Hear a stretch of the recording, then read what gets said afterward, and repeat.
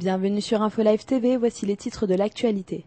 Les tanks russes ont pénétré dans la ville stratégique de Gori mercredi et ont avancé plus profondément dans les territoires géorgiens en direction de la capitale, brisant la trêve de l'Union européenne conclue en vue de mettre fin à 6 jours de conflit qui ont déraciné près de 100 000 personnes et marqué le territoire géorgien. De son côté, le président russe Dmitry Medvedev a assuré jeudi que la Russie avait cessé toute action militaire sur le territoire de la Géorgie. Selon le ministre israélien de la Défense, Ehud Barak, les États-Unis s'opposeraient pour l'heure à une éventuelle attaque d'Israël contre l'Iran. Ce refus fait suite à une demande de soutien militaire faite par l'État hébreu.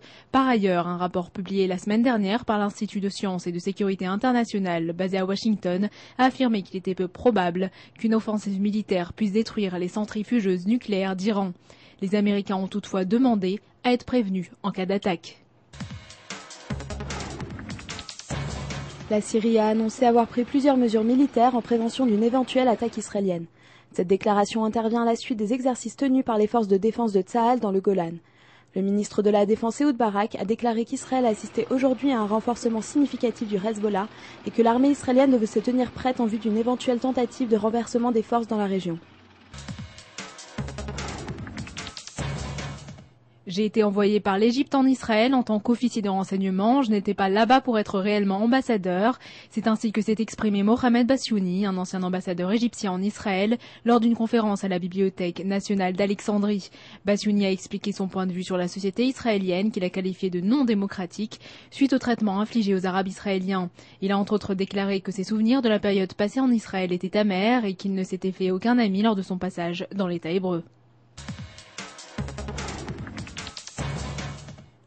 Tsahal a mis un terme à l'enquête sur la mort d'un caméraman de Reuters il y a quelques mois de cela. Aucune sanction n'a été prise contre les membres du tank qui a tué le journaliste. Selon le rapport militaire, les soldats auraient agi correctement en ouvrant le feu sur Fadel Shahina. En effet, celui-ci a monté le trépied de sa caméra alors qu'il se trouvait dans une zone de combat à Gaza, laissant croire aux soldats qu'il s'agissait d'un terroriste s'apprêtant à tirer un missile sur leur tank. Les responsables de l'agence russe ont déclaré ne pas être satisfaits des résultats de l'enquête.